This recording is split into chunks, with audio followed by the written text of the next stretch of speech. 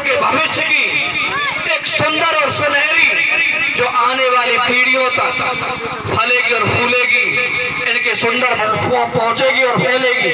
तो जोरदार खड़े हो, माता की, भारत माता की। अभी आवाज नहीं गूंजी है। जितना जोश आप लोगों में है शायद मुझे नहीं लगता किसी में और ना होगा। आप चाहे जनसंख्या में यहाँ कम है, बड़ी दुख की बात है। अगर यहाँ पे रागनी कंपटीशन होता तो सुबह 7 बजे आकर के यहाँ पूरा गांव बैठ जाता।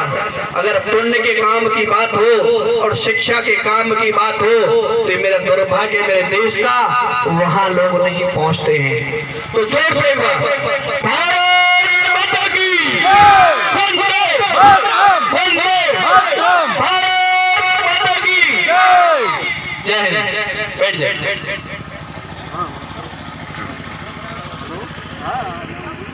आप सभी को मेरे बड़े भाई या महावीर जी उपस्थित हैं और आज से 8 महीने पहले आपके गांव खुर्सी में कई युवा साथी उस चीज के साथ गवाह होंगे। सोशल मीडिया के माध्यम से आपके गांव पड़ोसी खुर्सी में एक डिजिटल लाइब्रेरी पिछले 8 महीने से लगातार चल रही है। उसकी आवश्यकता क्यों पड़ी? क्यों आवश्यकता पड़ी हमें गांव-गांव लाइब्रेरी खोलने की?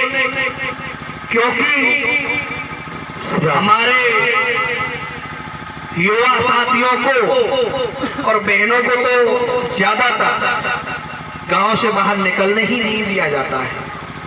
तो गांव में जब लाइब्रेरी होगी तो मेरी गांव की युवा पीढ़ी गांव में बैठ करके एक माहौल उनको मिलेगा, वो आगे बढ़ सकेंगी। क्योंकि अगर मेरा गांव का युवा या मेरी बहन कोई गांव से चल करके ज्यादा दूर नहीं, अगर मथुरा भी जाती है और डेली अप डाउन करती है, गरीब परिवार की तो कोई जा ही नहीं सकती। अगर वो यहाँ से डेली अप डाउन करती है तो कम से कम पैसा हर कोई लगा देगा। पैसे को गिरवी रख करके, अपने मकान को गिरवी रख करके भी अपने बच्चों को पढ़ाता है। पैसे से कोई पीछे नहीं हटता, लेकिन वैल्यू है तो समय की है। उस समय को बचाने के लिए और उस गांव में माहौल पैदा करने के लिए, ताकि मेरे युवाओं को, गांव वासियों को, बच्चों को भटकना ना पड़े। आपको अगर पता है यहाँ से अगर कोई बच्चा मथुरा पढ़ने जाता है, कोसी जाता है, तो आपको पता है वो सिनेमा घर में जा रहा है या किसी फिल्म देखने जा रहा है या पार्क में घूम रहा है। अगर वो आपके सामने रहेगा, आप रोजाना उसको देख सकते हैं, आपकी नजरों के अंदर रहेगा। और शाम को जब वो घर पढ़ के जाएगा इस लाइब्रेरी में से, तो पड़ोसी आपस में बैठ करके जब चर्चा करेंगे कि तेरा लड़का कितने घंटे पढ़ के आया, बल्कि मेरे ने तो आज 5 घंटे पढ़ाई की है। तो अपने से पूछेगा भाई तूने कितने घंटे पढ़ाई की है? तो मैंने 4। तो 1 घंटा जो उसने बर्बाद किया है उसका वो कारण पूछेगा। इसलिए गांव में लाइब्रेरी का होना बहुत जरूरी है। और आज तो डिजिटलाइजेशन है। आप दिल्ली से रामराज भाई साहब का हार्दिक स्वागत करती है और मैं आग्रह करूंगा रामराज भाई साहब मंच पर आकर स्थान ग्रहण करें।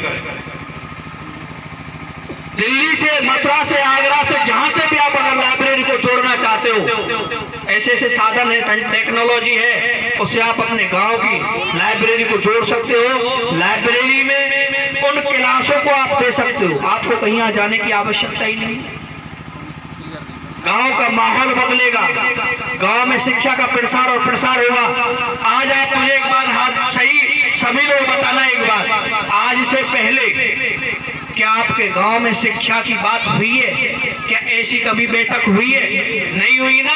तो प्रथम बार आपके गांव में शिक्षा की बैठक हो रही है। और मैं युवा साथियों से जो इस टीम के सदस्य हैं और जिनके कंधों पर यह भार है, वो एक बार ध्यान रखना, अच्छे काम में आपका कोई साथ नहीं देगा। अगर यहाँ रागनी कंपटीशन होता, सपना डांसर डांस कर रही होती, युवाओं की तो बात ही अलग है। बुजुर्ग भी लोग यहाँ करके सुबह 7 बजे ही अपना स्थान ग्रहण कर लेते और ताली बजाते, और चाहे 10 रुपए बिंडल के लिए बचे ना बचे, लेकिन 100 रुपए आकर के सपना के डांसर पर उसके ठुमकों पे देते हैं। तो ये दुर्भाग्य है और घबराने की तो आवश्यकता ही नहीं है, क्योंकि इतना आसान होता जग में जिंदा रहना, इतना आसान होता जग में जिंदा रहना तो लोग खुदकुशी न करते, और मरना भी होता आसान तो लोग मौत से यूं न डरते। अरे आसान तो इस जहां में कहीं भी कुछ भी नहीं, और जो ठान लो कर गुजरने की आसान बस वही।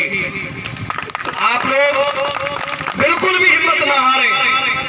महावीर भाई साहब, मेरे आदरणीय भाई नरेंद्र जी और विक्की फौजी आपके बीच में है, भाई बलराम जी, काफी युवा साथी शायद परिचित होंगे मेरे उस संघर्ष से। आप लोगों की तो शायद 21 युवाओं की टीम है, अकेला हूं, और शायद उसका परिणाम मैं यहाँ नहीं कह रहा, आपने परिणाम देखा होगा। और एक